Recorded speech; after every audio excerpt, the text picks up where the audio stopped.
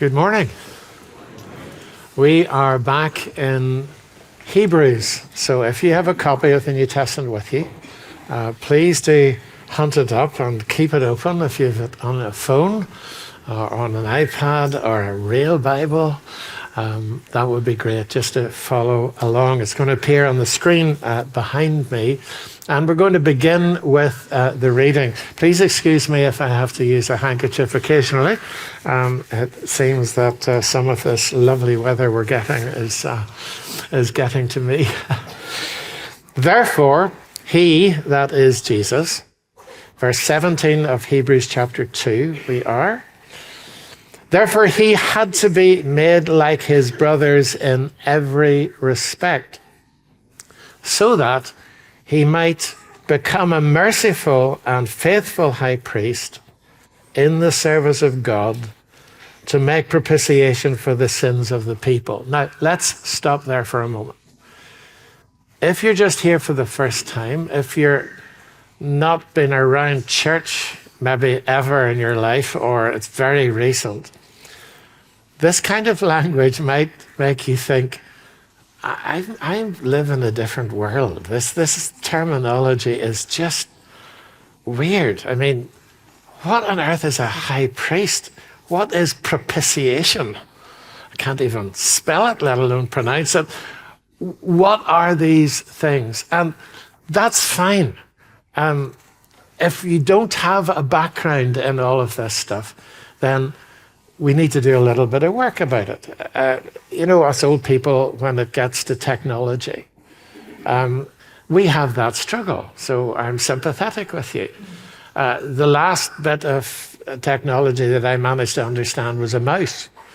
And apparently the word mouse has now gone back to being a little rodent because you don't use mouses or mice anymore unless you have a very old computer. So there is a bit of technical language to understand in any walk of life. If it's sport, if it's business, whatever it is, there's a certain amount of technical language. And once you understand what the term is, then it's a kind of a key to understanding what's going on.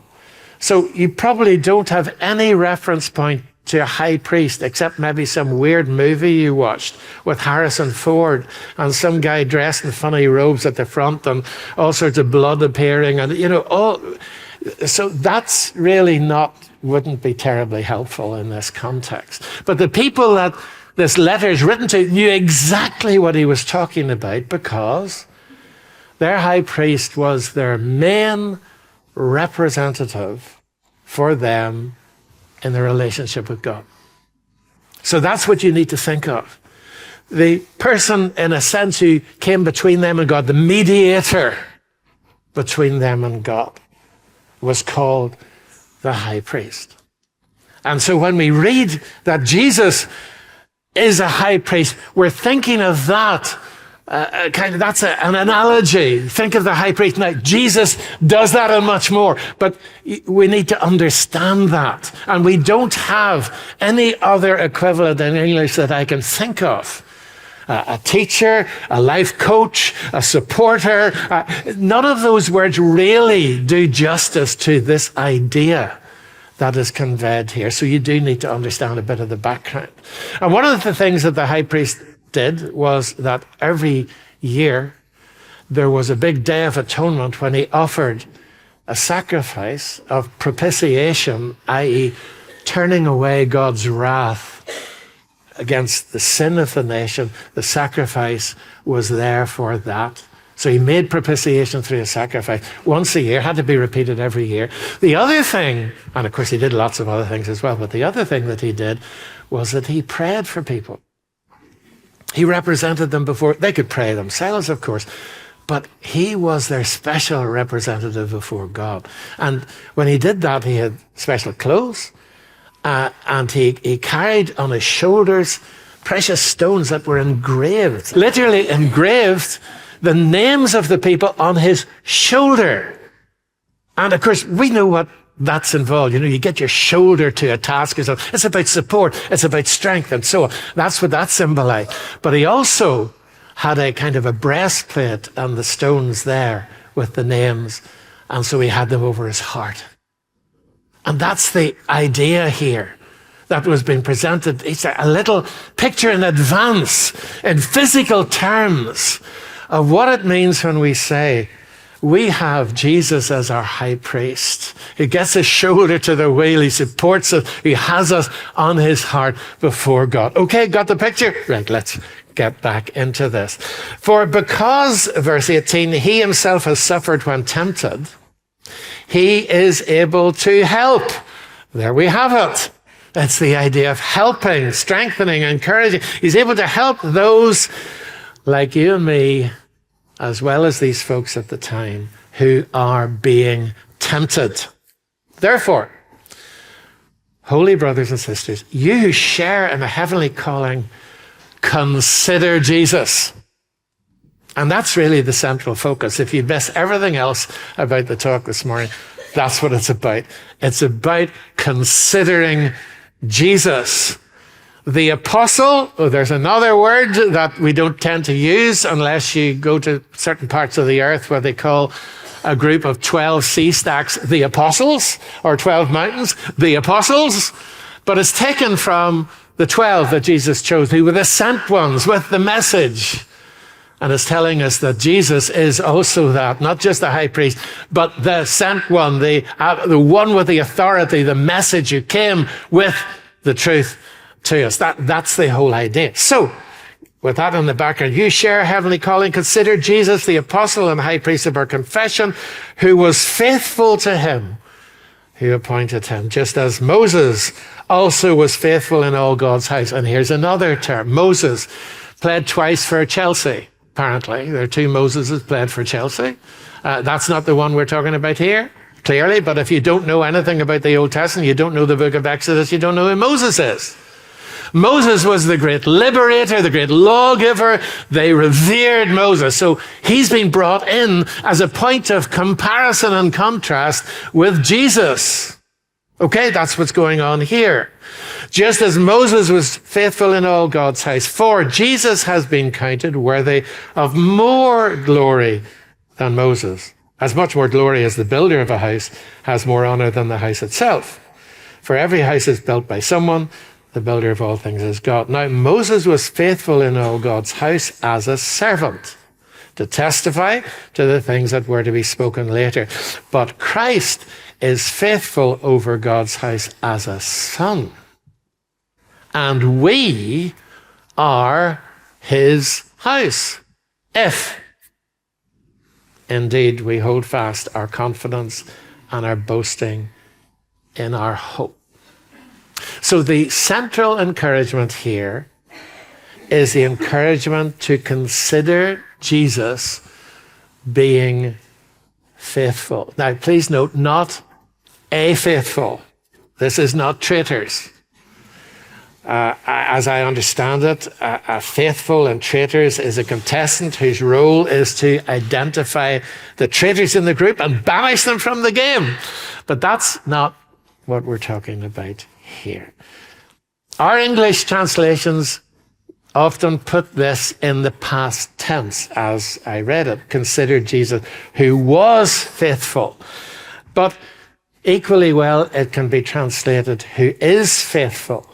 Or consider him being faithful. And that, I think, suits the context much better, the flow of thought, because at the end of chapter 2, where we just read, Jesus is described as a faithful and merciful high priest in the servants of God. Not that he was that, but that he is that.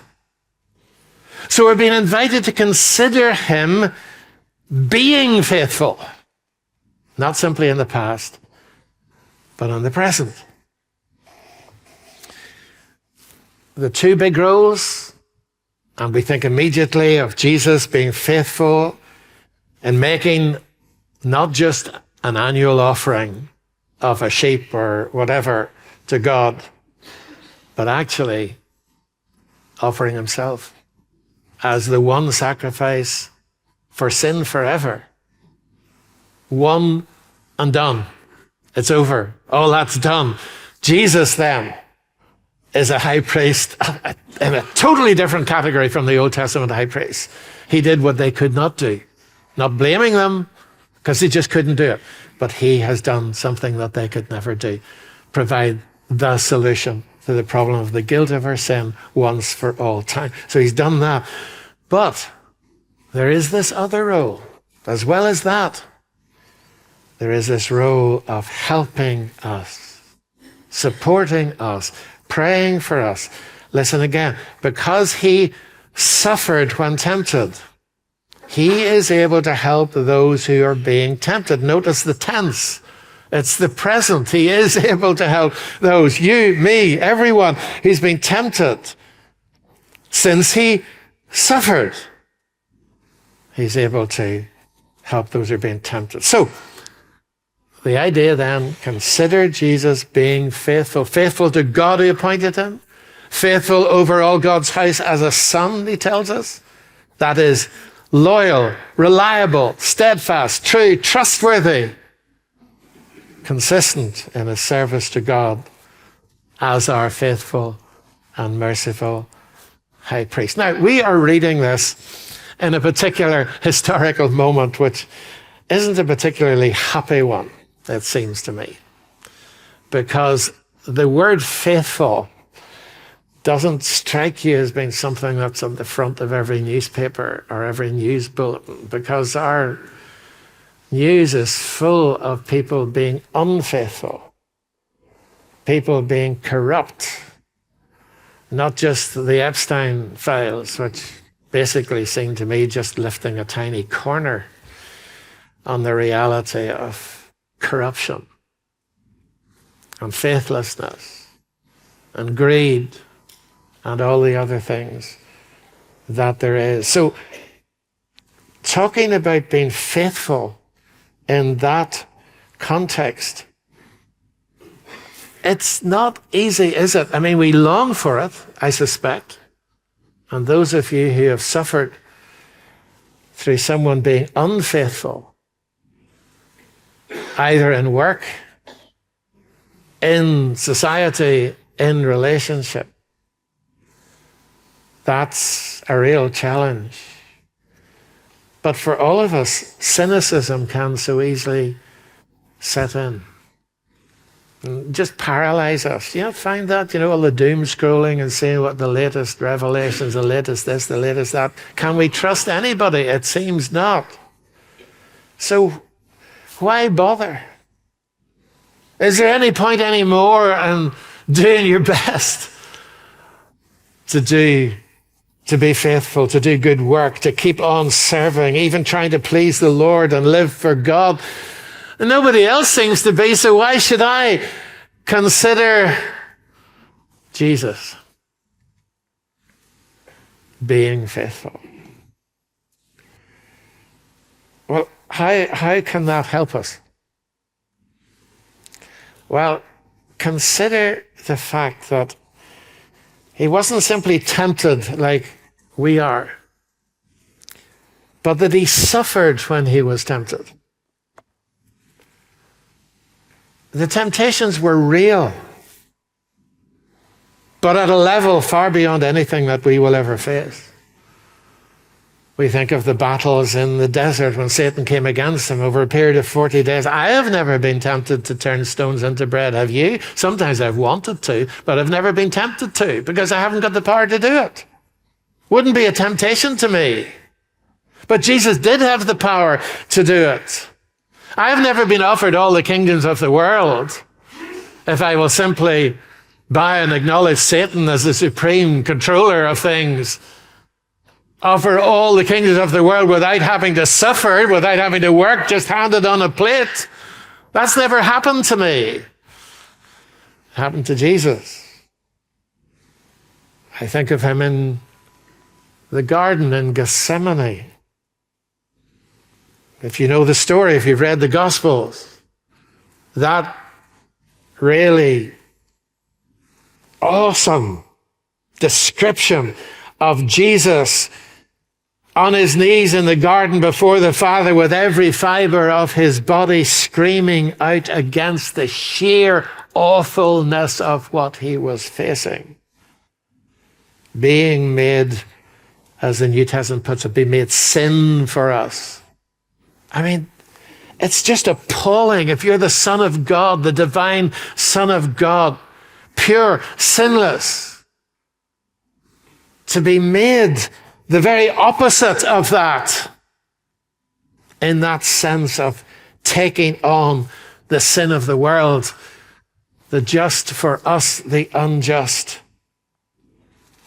and going through pain and mockery in the darkness of abandonment by God himself. I just cannot find words to express or explain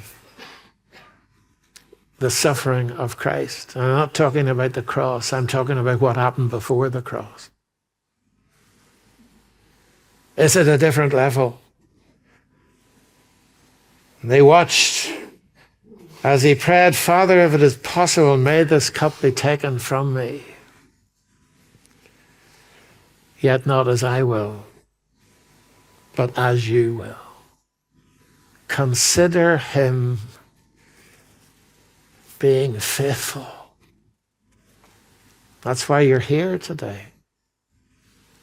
That's why there is such a thing as salvation. Because he was faithful. And when Peter, shortly after, tried to use a sword, use violence to prevent Jesus from being taken, listen to what Jesus said to him. Peter, do you think that I cannot call on my Father, and he will at once put at my disposal more than 12 legions of angels? But then, how would the scriptures be fulfilled that say it must happen this way? Consider him being faithful. Think of the untapped power. Think of the restraint. Could have wiped them out with a word. And yet he handed himself over to those who would crucify him. Why? Because he was faithful to the Father. How does that help me? Well, at many levels, but at least this. Many of the readers of this letter were in a battle themselves, like maybe many of us are. The pressure from many sources to get us to drift away from the claim to believe in Jesus, or even openly to repudiate it, faced with the cost of misunderstanding, being laughed at in school or at work, being called names, being mocked by our culture, being socially shunned, possibly even outcast and physically persecuted. This is more than a momentary temptation to tell a lie, or to take something that doesn't belong to you, or even some self-indulgence, some immoral action.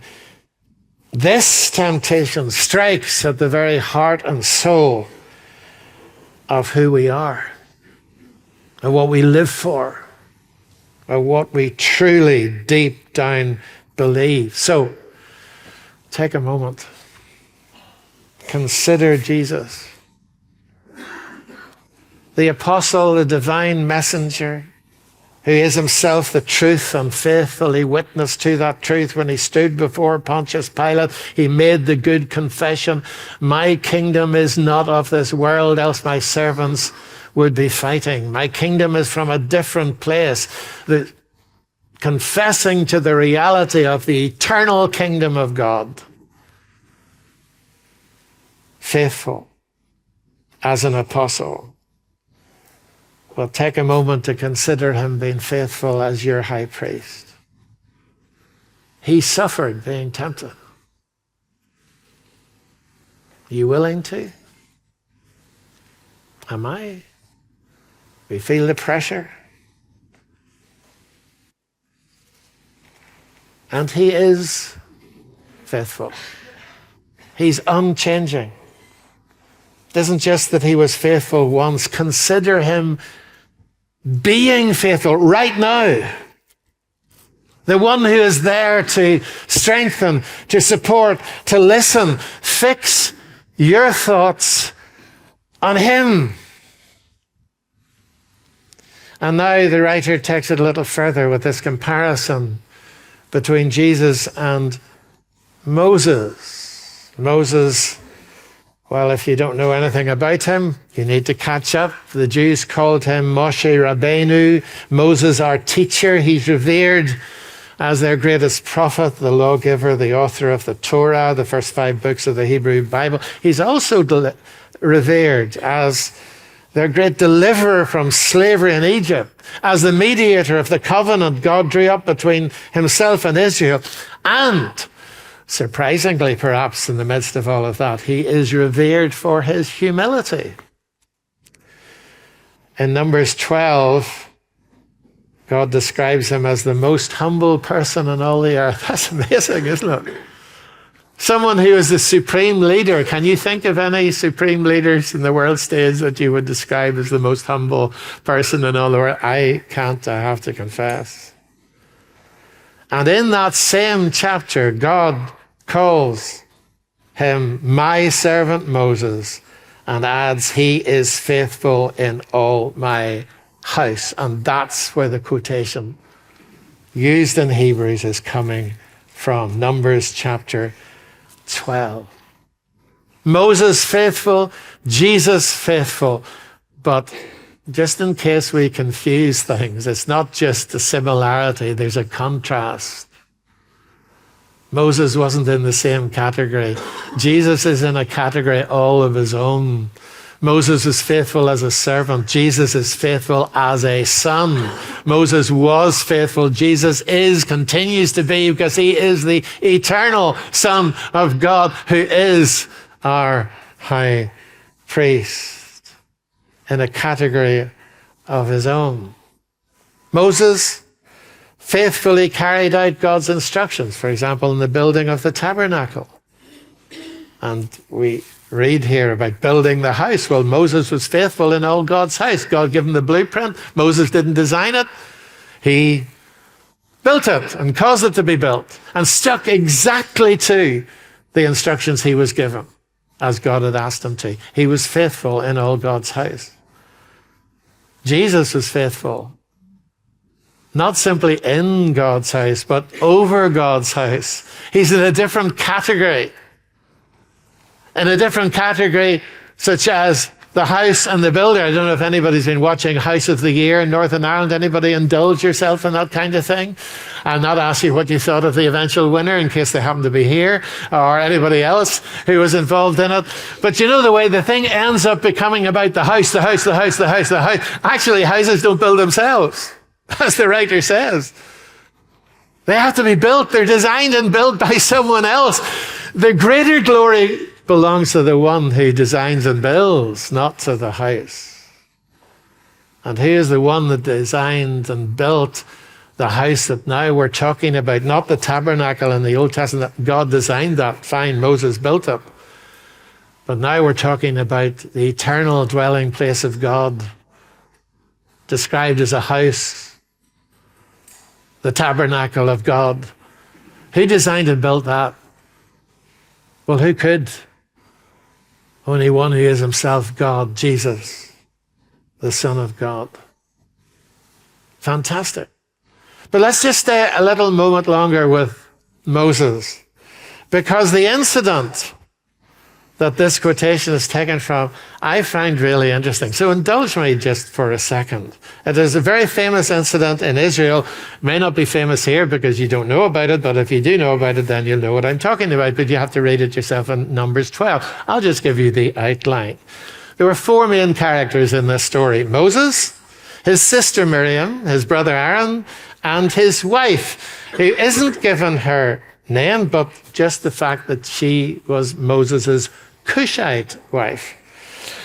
And this became the source of family grumbling. course, nobody here knows anything about family grumbling. That would never be the case. Moses was no stranger to grumbling and complaints. It goes with the territory of being a leader. If you're a parent or a teacher or a leader in any context, you know this. The buck stops here. Grumbling is part of what you got yourself into. And if you didn't realize that at the time, well, hard luck. You're there. Deal with it. Sorry, that wasn't in the text. Anyway, he was their leader, and the people were prone to grumble against him because he was their leader about all sorts of things. The amount of time that he took away from them to meet with God, they grumbled about that. They grumbled about the supplies of food. They grumbled about the supplies of water. But now he was facing a personal attack from within his own family about his choice of a wife. Great. As is often the case, the grumbling covered a much deeper problem. Because Aaron and Miriam were saying, has the Lord spoken only through Moses? Hasn't he also spoken through us? I mean, what about us? We're here. I mean, we might not be Moses, but we've got a role. Why is nobody listening to us? They had allowed resentment and jealousy to build up in their hearts. Oh, that is so hard to deal with. So hard to deal with. The remarkable thing is that Moses didn't retaliate. He didn't defend himself. He left it to God. He was the humblest man in all the earth. His humility and his grace shone through. But what was it that kept him from exploding with frustration and anger when even those closest to him were complaining and criticizing him? Well, we know the answer because God explained it. God intervened and spoke to Aaron and Miriam, and he said, when I speak through others, I reveal myself through visions and dreams, but not with my servant Moses. He is faithful in all my house, and with him I speak face to face. The secret lay in the fact that Moses was faithful in all God's house, faithful to God, faithful to his calling. God wasn't his servant to come at his beck and call. He was God's servant. And if this was part of the deal, it was part of the deal. He would be faithful to God, even when people grumbled. It is a very human thing, isn't it? To lose sight of the fact that I'm walking in God's way and he's called me to this. And we're going to turn around to God and say, you know, you could have done a lot better job. I mean, this is not fair. So-and-so and this and that, and they're groaning about this and complaining about that. And you're his servant. He's not your servant. He's not my servant to do what I want him to do. I'm his servant. Sadly, Moses eventually lost it. It got too much for him.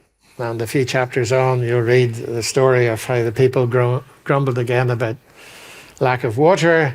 And when Moses brought this to God, God said, simple Moses, I want you to go and speak to the rock and water will pour from it.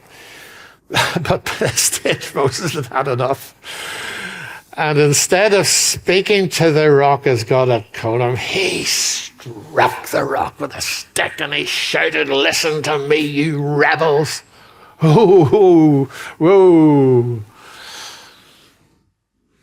And you know what happened? God said to Moses, because you did that, you won't be taking them into the promised land, and you go. Seriously? Because as God's representative, I'm not Moses, neither are you. None of us is. He misrepresented God. Because God doesn't act out of bad temper. Doesn't lose his patience. Moses lost it. Jesus never does. Never. Do you ever get the feeling when you come to pray and there's all sorts of things that stop us from praying, but do you know the thing that often stops us is, well, it's combined with this sort of sense of hypocrisy. Here we go again. I've messed up again. This is, I thought I'd sorted that out and I haven't. And here I go again. And the little thought goes up in your mind, one of these days he's going to get tired of me. And really, and then we have to think, okay, well, maybe I'm just going to have to do a whole lot of things to earn him paying attention to me today. So we do our best. We promise the world we're going to read the Bible right through from beginning to end and talk to everything that moves. Consider Jesus being faithful. He's not going to change. He's not going to change his mind about you. My wife knows a lot of things about me, many more things than you know about me. But she doesn't know everything. But my high priest does, because he's the Son of God. He knows the weaknesses, the stray thoughts, all the stuff, the battles within. And he's committed to me still. Do you not find that an encouragement? Wouldn't it be good just to sit back for a little while and consider Jesus being faithful to you? Bringing your name before the Father and say, well, gosh, there he goes again. But you know what? I died for him. I'm not going to change my mind. He's mine. What security there is in that. And that's precisely the security that we need, because the little passage ends, and I must end, with a warning. And it's a very serious warning. He says, whose house are we? In other words, we are now God's house. Because God's house isn't a tabernacle made of stones and all of that, or a temple either. It's made of living people who trust Christ. Whose house are we? And then, if he's not content to say we are his house, he adds a condition. If we hold fast our confidence and our boasting and our hope. And there's similar wording later in verse 14. We have become partners with Christ if we hold fast to the end. So you're thinking, well, how can that be? How can you make something that has happened in the past depending on the condition of the future? I mean, this doesn't make any sense. Well, it does if you think about it. Because what the writer is talking about is the evidence that people are genuine believers. And what is that evidence? It's not that they're sinless. It's not that they never mess up. But it is that deep down they hold to their love and faith in Jesus, like Peter did when he messed up and was out in the darkness, weeping his eyes out, thinking he had lost his eternal life and lost everything, and it was all up. And then potentially he heard and listened in his mind again. He considered Jesus being faithful. Peter, I have prayed for you that your faith doesn't fail. And when you've recovered, strengthen your brothers. Faithful to Peter, faithful to you. This warning is not here for nervous Christians with sensitive consciences who feel that because they missed their quiet time, or because they stood in the cat's tail, or because they were nasty to their mother-in-law, that's it, it's all over. Or maybe a few things more serious than that. It's not written to them. It's not written to the Peters of this world, but it is written to the Judases of this world. Judas play-acted, never was a genuine believer, pretended to be, for what he could get out of it. Friendship, money, kudos, social life. Never repented. Never truly accepted Jesus as his Lord and Master. I let the warning sit. Chris will talk about it more next week. Let me emphasize again, this is not directed at those of us who struggle and fail and get up and struggle and fail and coming to God. That's not what this is about. This is about those who, well, really in the end have given up the struggle. They couldn't care. They've given up trying to pretend to be what they aren't. And some may be here. You never really repented. Never really trusted Christ as Lord. And you can tell that because you only agree with Jesus when he says the things that you want him to say, but you don't agree with the other stuff. So will you say, well, I think Jesus is a great guy. Jesus is the Son of God. His word is what put the universe together. And if you are in your life saying, well, I agree with him in this, but can't have him in that. And if I agreed with Jesus on that, then my friends would laugh at me and I'd be ostracized and I'd be so persona non grata. So I'm not going with that, but happy with that. What are you doing?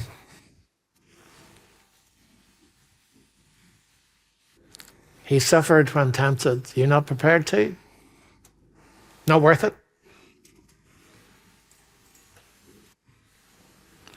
We leave the challenge sitting. Let's pray. Father, again, our desire each week is that your Holy Spirit would work. Thank you that these words are not just words on the page, but they are powerful, active. They get in under the skin. They discern the hidden thoughts. They separate out the intricate details of our life and expose the motivation of our heart. And may that happen. We thank you for the one who is faithful. Great is your faithfulness. Not that you always do what we want you to do. It's not that. But you're consistent, reliable, and you always do what you say you will do. We thank you. Help us to consider Jesus being faithful. Amen.